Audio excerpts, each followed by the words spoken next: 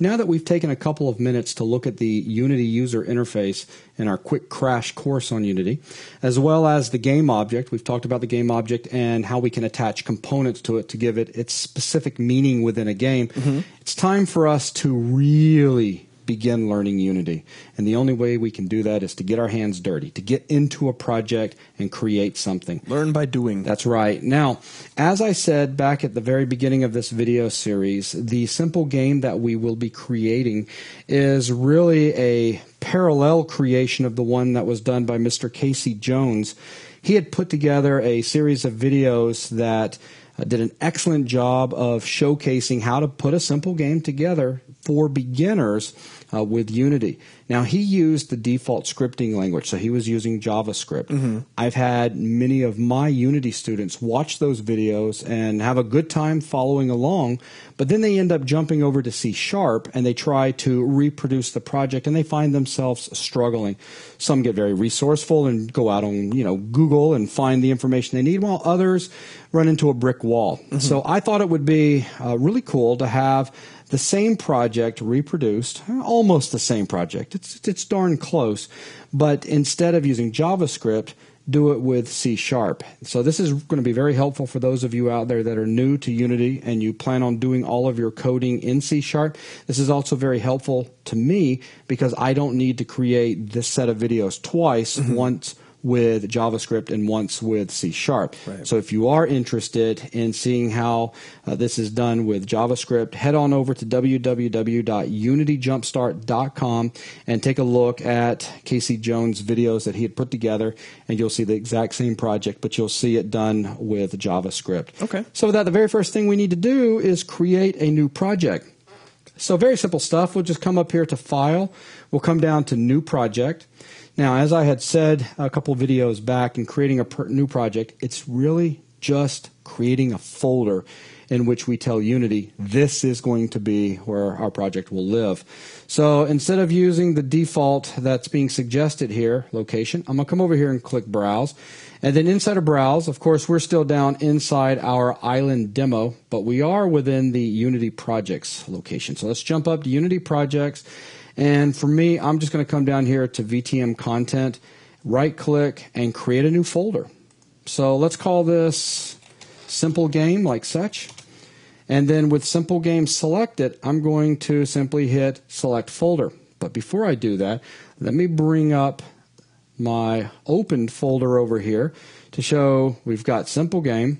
If we jump in, nothing inside him. Okay, so let's go ahead and push him offside and hit Select Folder. And now it's going to ask us import the following packages. Now, since I have the professional edition of Unity, I can bring in the Pro standard assets. I don't want those, and I also don't want the standard assets either. I don't want anything coming in. We're going to create all of the stuff ourselves. So everything's been unchecked. Let's go ahead and hit Create. And it's going to ask if I want to save anything that I have done with the island demo, and I don't want to save it. I've added some stuff in and all. Sure. And then with that, everything disappears. You see my lovely desktop for a second, and boom, we are now back in our simple game. So at this moment, if we were to come over and take a look at, let's bring this back over on screen, folders again. So here's Simple Game, where just a second ago I showed you that it was empty inside. If we jump in now, look at that. We now have Assets, we now have Library, and we now have Temp. If we jump into Assets, Assets is empty, and it should be empty. Take a look down here at our project panel. It's empty. There's nothing in it. Now, there is a folder that I would like to create starting out, and we're going to do that over here inside the project panel. And that is going to be a folder in which we will save our scenes. Okay. Scenes are very important. Scenes are where your level lives. It could be where menus live. It's where your game objects are going to live. When you play a game, a scene is loaded, and it is that scene in which you are interacting with menu options or perhaps an entire level, as if you were playing a first-person shooter like Unreal or some of the other game types that are out there.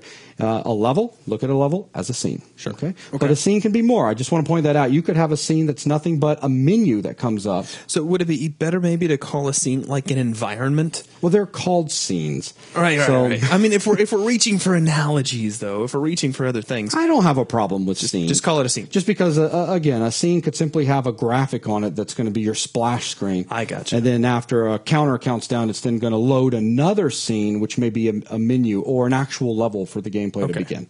So first thing I'm going to do, let's go ahead and create a new folder. So I'm just going to simply right-click inside my project panel, come up to Create, and first thing, Folder. Let's add that folder in, and then I'm just going to simply single-click over here, and let's call that Scenes, like such. Now, I want to come up here to File and jump down to Save Scene As, and I'm going to come up under Scenes. So you'll now say we've got the folder, exists up under Assets. We'll simply jump in, and then from here, let's call this something like Level 1. Okay? Go ahead and save it out. You'll notice up at the top, we have level1.unity. That's the scene that we're now working with. Over here in Project, if we open this guy up, we now see our level 1 scene. Nice. So if we were to close Unity out, project's been saved. When we come back in, you'll need to make sure to open level 1 back up instead of working in the blank scene that you get by default. Okay. Okay. So now that we're inside this guy, let's see, what else did I have for us to get knocked out real quick? Let's go ahead and take care of the camera. You'll notice that we have a main camera. It's the one thing that exists in the hierarchy, the only thing. And you'll always get this every time you create a new scene. You'll always have a camera. So there's a couple of things I want to do real quick. I'm going to come over here and change the background color. So all I need to do is simply click to bring up my color picker, and let's just take it to black. That'll work for me. Next thing I want to do, we're going to be showcasing a 2D style game. So let's go ahead and turn this into an orthographic view coming from this camera. Remember, what the camera sees is what the player is going to be seeing. Right.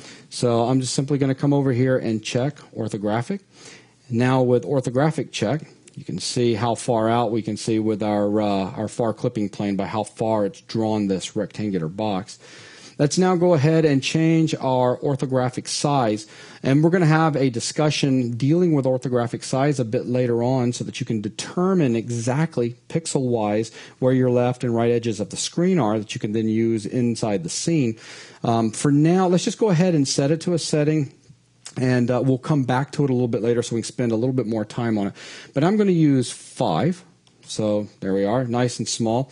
And also, if I want to focus up on this guy, all I need to do is with him selected, simply hit F, and that's going to frame it up for those of you that are used to working with 3D applications. And with that, one final thing I want to do is down over here, as far as our screen aspect is concerned, let's simply drop this down, and I'm going to change this over to web, and we're going to just stick with 600 by 450 right now, just so that we're all working with this size right here. And we can talk about different resolutions and how to handle that a little bit later. So with that in place, that's pretty much everything I wanted to do. Very quick, simple video. In the next video, we'll create a player and a light, and then we'll start building from there. So we just kind of set the stage. So all we've done is just set up a simple project, set our camera up, and called it. That's it. Okay. Okay, so with that, that is going to wrap up this video.